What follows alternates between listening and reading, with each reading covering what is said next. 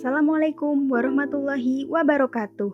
Selamat datang di pembekalan umum tutorial metode dan pengukuran kerja periode 2021-2022. Video ini berisikan tentang penjelasan tutorial metode dan pengukuran kerja yang akan disampaikan oleh setiap departemen Laboratorium Desain Sistem Kerja dan Ergonomi. Praktikan dimohon untuk memperhatikan dengan seksama. Selamat menyaksikan. Assalamualaikum warahmatullahi wabarakatuh. Apa kabar semuanya? Semoga teman-teman dan keluarga dalam keadaan sehat dan berbahagia.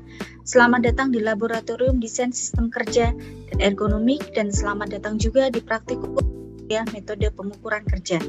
Kami harapkan teman-teman dapat mengikuti kegiatan praktikum secara aktif. Hal ini dikarenakan kegiatan ini termasuk salah satu komponen penilaian di mata kuliah metode pengukuran kerja. Sehingga silakan mencermati seluruh ketentuan yang diberikan oleh asisten laboratorium dan aktif bertanya jika belum paham setelah membaca petunjuk ataupun materi dari asisten. Akhir kata, semoga semuanya dapat berjalan lancar dan teman-teman mendapatkan nilai yang memuaskan. Terima kasih. Wassalamualaikum warahmatullahi wabarakatuh. Assalamualaikum warahmatullahi wabarakatuh. Alhamdulillahirrabbilalamin. Wassalatu wassalamu ala asrafil anbiya'i wal mursalin wa ala alihi wa sahbihi ajma'in. Amma ba'du. Yang terhormat Ibu Atia selaku Kepala Laboratorium Desain Sistem Kerja dan Ergonomi. Yang terhormat Mas Dwi selaku Laboran Laboratorium Desain Sistem Kerja dan Ergonomi.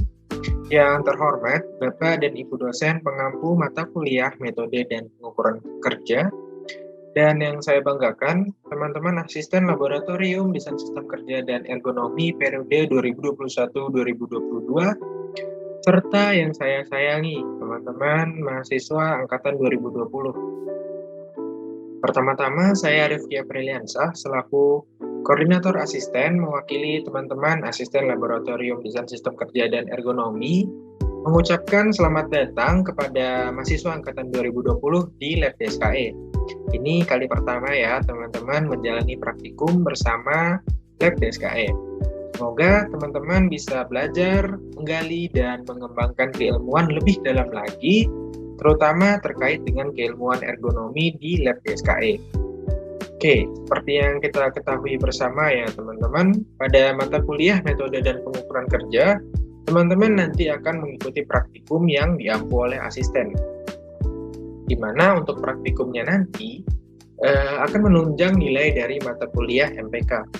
Oleh karena itu, kami berharap teman-teman semua bisa mengikuti rangkaian praktikum MPK dengan maksimal. Kemudian kami berharap teman-teman juga dapat memahami alur dan timeline praktikum dengan seksama yang nanti akan disampaikan pada pembekalan umum metode dan pengukuran kerja. Saya yakin apabila pada praktikum nanti teman-teman semua aktif, disiplin, dan dalam perjalanannya baik, maka teman-teman akan mendapatkan hasil akhir yang baik pula. Dan insya Allah, teman-teman akan mendapatkan ilmu baru yang bermanfaat di masa mendatang. Terakhir, walaupun dalam praktikum nanti kita masih terbatas oleh ruang dan masih dijalankan secara daring, teman-teman tidak perlu takut apabila dalam perjalanan nanti terdapat kendala, teman-teman bisa menanyakan kepada asisten. Jadi jangan malu ataupun sungkan untuk bertanya dan meminta bantuan kepada asisten. Sekali lagi, saya ucapkan kepada mahasiswa angkatan 2020, selamat datang, semangat berproses, dan jangan mudah menyerah dalam menjalani seluruh rangkaian praktikum bersama Laboratorium Desain Sistem Kerja dan Ergonomi. Cukup sekian dari saya. Sampai berjumpa di kelas tutorial metode dan pengukuran kerja. Wassalamualaikum warahmatullahi wabarakatuh. Humanize yourself. Penjelasan berikutnya mengenai pengenalan asisten Laboratorium Desain Sistem Kerja dan Ergonomi periode 2021-2022 akan disampaikan oleh Departemen HCM. Halo teman-teman, saya selaku perwakilan dari Departemen HCM ingin memperkenalkan ada siapa aja nih di Laboratorium Desain Sistem Kerja dan Ergonomi Universitas Islam Indonesia. Yang pertama ada Bu Atianti Dia Prabaswari, STMSC, selaku Kepala Laboratorium Desain Sistem Kerja dan Ergonomi. Lalu yang kedua ada Mas Dwi Wahyu Santoso SPD selaku Laboran Laboratorium Desain Sistem Kerja dan Ergonomi. Selanjutnya, kita langsung kenalan aja yuk sama para asisten yang ada di Laboratorium Desain Sistem Kerja dan Ergonomi. Yang pertama, ada Mas Rifki Apriliansyah sebagai Koordinator Asisten dengan kode asisten E140. Nah, di Lab DSKY ini ada 4 departemen, teman-teman, yaitu ada Departemen HCM, Departemen RNK, Departemen Praktikum, dan yang terakhir Departemen MIT.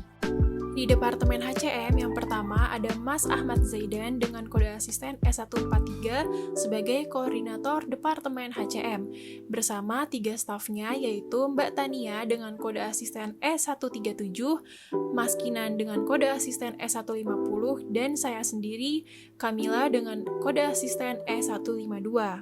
Selanjutnya di Departemen RNK yang pertama ada Mbak Alma dengan kode asisten E138 sebagai Koordinator Departemen RNK bersama 4 stafnya, yaitu Mbak Gisya dengan kode asisten E144, Mbak Hersa dengan kode asisten E139, Mas Anan dengan kode asisten E146, dan yang terakhir Mbak Salma dengan kode asisten E147.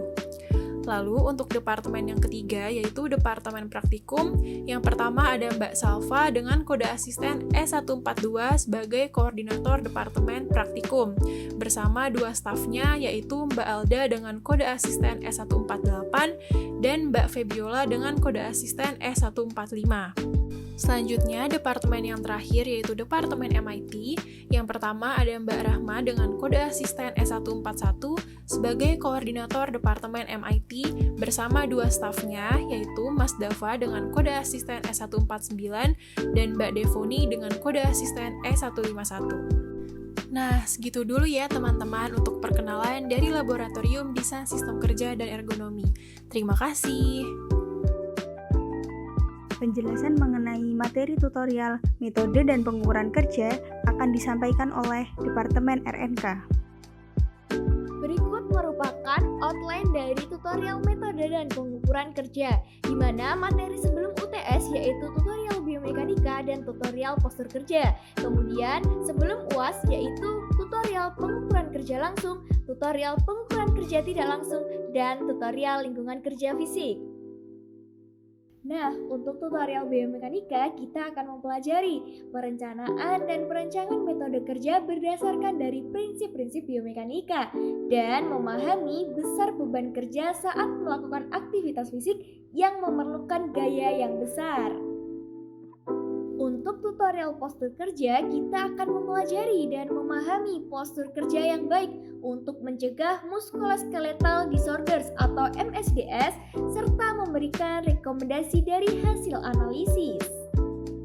Untuk tutorial pengukuran kerja langsung, di mana di sini kita akan mempelajari waktu elemen kerja yang dilakukan dengan menggunakan metode stopwatch serta mengidentifikasi elemen-elemen pekerjaan dari sebuah kegiatan assembly dan mengukur waktu normal serta waktu baku.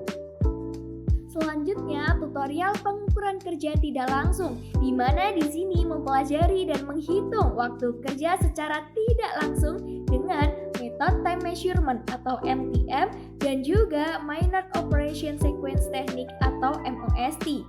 Setelah mendapatkan waktu baku pada layout awalan, akan menganalisis gerakan yang tidak efektif dan memperbaiki tata letak fasilitas atau stasiun kerja sehingga mendapatkan penghematan waktu kerja.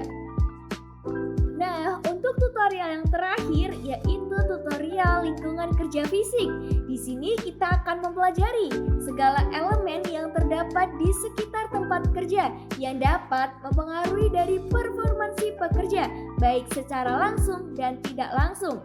Untuk elemen yang akan kita pelajari yaitu ada getaran, pencahayaan, kebisingan, dan juga temperatur. Penjelasan berikutnya mengenai tata tertib tutorial metode dan pengukuran kerja akan disampaikan oleh Departemen Praktikum.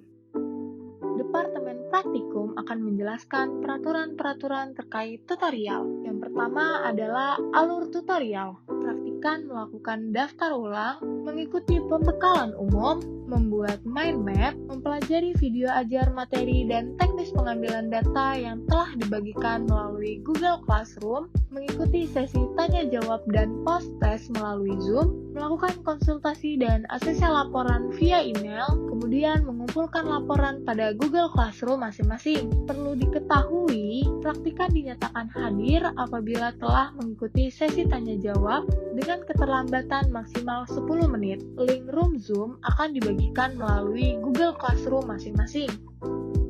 Selanjutnya adalah bobot penilaian dari tutorial metode dan pengukuran kerja yang terdiri dari 40% praktikum, 30% UTS, dan 30% UAS, di mana praktikum dibagi menjadi 10% post-test, 40% laporan, 40% responsi, dan 10% mind map. Kemudian adalah jadwal pelaksanaan tutorial. Ada materi biomekanika dilaksanakan pada tanggal 4 sampai dengan 6 Oktober 2021. Materi postur kerja akan dilaksanakan pada tanggal 25 sampai dengan 27 Oktober 2021. Materi pengukuran kerja langsung akan dilaksanakan pada tanggal 29 November sampai dengan 1 Desember 2021. Materi pengukuran kerja tidak langsung akan dilaksanakan pada tanggal 6 sampai dengan 8 Desember 2021. Materi lingkungan kerja fisik akan dilaksanakan pada tanggal 20 sampai dengan 22 Desember 2021. Kemudian akan terdapat 1 kali responsi sebelum UAS pada tanggal 25 sampai dengan 27 Desember 2021. Untuk informasi lebih lanjut akan diinformasikan di kemudian hari. Selanjutnya terkait peraturan tutorial online. Pertama, praktikan diharuskan mengikuti seluruh rangkaian acara tutorial. 2. Praktikan diharapkan untuk mempelajari video pembelajaran yang telah diberikan sebelum hari kelas berlangsung. 3. Praktikan harus berpakaian rapi, sopan, dan tidak diperbolehkan memakai kaos oblong, jaket, jumper, dan hoodie. 4. Praktikan harus on kamera saat tutorial berlangsung. 5. Selama tutorial, praktikan dilarang meninggalkan kelas tanpa izin asisten yang bertugas. 6. Praktikan dilarang makan dan atau merokok selama tutorial. 7. Surat izin tutorial diberikan kepada asisten dan hanya berlaku selama 7 hari sejak tanggal tidak mengikuti tutorial. 8. Praktikan diharapkan untuk melakukan konfirmasi kepada asisten yang bertugas atau asisten pembimbing masing-masing jika mengalami kendala saat akan melakukan tutorial maupun saat tutorial berlangsung. 9. Batas waktu pengiriman laporan konsul dan ACC pada pukul 20.00 WIB. Jam operasional dan batas waktu pengiriman laporan konsul dan ACC dapat berubah sewaktu-waktu sesuai kebijakan masing-masing asisten pembimbing. Selanjutnya adalah perizinan. Terdapat 2 jenis izin. Yang pertama yaitu jenis izin yang sesuai dengan aturan fakultas, dengan memberikan surat izin kepada asisten saat minggu tutorial maksimal H+7. Pengganti kelas dapat dilakukan dan tidak dilakukan, dan untuk punishment-nya tidak ada. Kedua, yaitu tidak sesuai dengan peraturan fakultas. Pengganti kelas tidak ada dan punishment-nya nilai laporan minus 30%. Perlu diketahui, praktikan yang tidak hadir dan tidak memiliki izin tidak hadir tutorial lebih dari 3 kali, maka dianggap gugur tutorial. Maka nilai tutorial sama dengan 0. Selanjutnya, ketentuan mind map. Mind map dikerjakan secara berkelompok. Membuat mind map menggunakan aplikasi seperti Maple, Canva, Corel, dan lain sebagainya. Tidak diperkenankan untuk membuat di kertas dan di foto. Diunggah ke Google Classroom sesuai kelas masing-masing maksimal sebelum waktu tutorial selanjutnya berlangsung. Mind map hanya dikumpulkan oleh salah satu perwakilan kelompok saja. Wajib menuliskan kelompok serta nama dan NIM anggota kelompok pada mind map. Apabila terlambat upload atau plagiarisme, mind map sama dengan 0. Keyword mind map harus dicantumkan di dalam mind map. Keyword akan di-share setiap pergantian modul. Mind map dibuat sekreatif mungkin terkait materi tutorial yang akan diajarkan. File ekstensi mind map harus berupa JPEG, JPEG, atau PNG. Selanjutnya adalah pelanggaran tutorial online. Pertama, apabila keterlambatan lebih dari 10 menit, maka tidak dianggap presensi, namun tetap diperbolehkan mengikuti post-test, nilai laporan tidak dikurangi, serta diperbolehkan masuk kelas. Kedua, apabila telat atau tidak mengumpulkan mind map, maka diperbolehkan untuk tetap mengikuti presensi dan post-test, nilai laporan tidak dikurangi, namun nilai mind map sama dengan 0. Selanjutnya adalah laporan online. Konsultasi maksimal H+5. Apabila tidak melakukan konsultasi, nilai laporan dikurangi 30%. Konsultasi tidak wajib dilakukan secara tatap muka, namun dapat melalui email. Syarat konsultasi yaitu menyelesaikan laporan sampai dengan analisis. ACC maksimal H+6. Apabila tidak melakukan ACC, nilai laporan akan dikurangi 10%. ACC tidak diwajibkan untuk tatap muka, namun dapat melalui email. Syarat ACC adalah menyelesaikan laporan sampai dengan kesimpulan. Pengumpulan laporan berupa soft file maksimal H+6 pada pukul 23.59 WIB. Apabila tidak mengumpulkan, maka nilai laporan sama dengan 0. Pengumpulan laporan dilakukan oleh masing-masing individu. Apabila lebih dari pukul 23.59 WIB, maka nilai laporan dikurangi sebanyak 30%. Syarat laporan untuk dikumpulkan yaitu laporan sudah di-ACC oleh asisten pembimbing dan dikumpulkan melalui Google Classroom masing-masing. Kemudian yang terakhir yaitu mengenai responsi. Responsi merupakan sesi terakhir dari rangkaian tutorial. Responsi dilakukan sebanyak 1 kali yaitu pada saat sebelum UAS. Responsi berupa uji materi dan uji perhitungan. Sebelum dilakukannya responsi, akan dilakukan daftar ulang kelompok terlebih dahulu yang akan diinformasikan di kemudian hari. Bagi praktikan yang memiliki kendala, segera menghubungi asisten pembimbingnya masing-masing. Hal-hal yang belum diatur dalam ketentuan ini akan diberitahukan di kemudian hari. Penjelasan berikutnya mengenai alur peminjaman alat dan buku Laboratorium Desain Sistem Kerja dan Ergonomi akan disampaikan oleh Departemen MIT. Oke, selanjutnya masuk ke penjelasan materi oleh Departemen MIT. Nah, dari Departemen MIT, yang pertama akan menjelaskan mengenai alur peminjaman alat untuk kegiatan perkuliahan offline maupun perkuliahan online. Jadi, alur peminjaman alat ini, jika teman-teman ingin meminjam alat dari Lab DSKE, ketentuannya yaitu yang pertama, mahasiswa mengisi form peminjaman alat. Nah, untuk form peminjaman alat ini bisa ditemukan di highlight Instagram Lab DSKE. Setelah itu, mahasiswa meminta persetujuan dari Kaleb terkait peminjaman alat. Setelah persetujuan dari Kaleb, mahasiswa bisa langsung datang ke Lab DSKE. Setelah datang ke Lab DSKE, mahasiswa menyerahkan form peminjaman alat dan kartu identitas sebagai jaminan. Nah, setelah itu dari teman-teman DSKE atau asisten akan memberikan alat yang ingin kalian pinjam. Setelah itu, untuk masa berlaku pinjaman hanya 7 hari. Jika teman-teman ingin meminjam lebih dari 7 hari, dan jika sudah lebih dari 7 hari, teman-teman bisa mengisi form peminjaman alat kembali. Lalu, jika sudah selesai, teman-teman bisa langsung kembalikan alatnya ke Lab DSKE.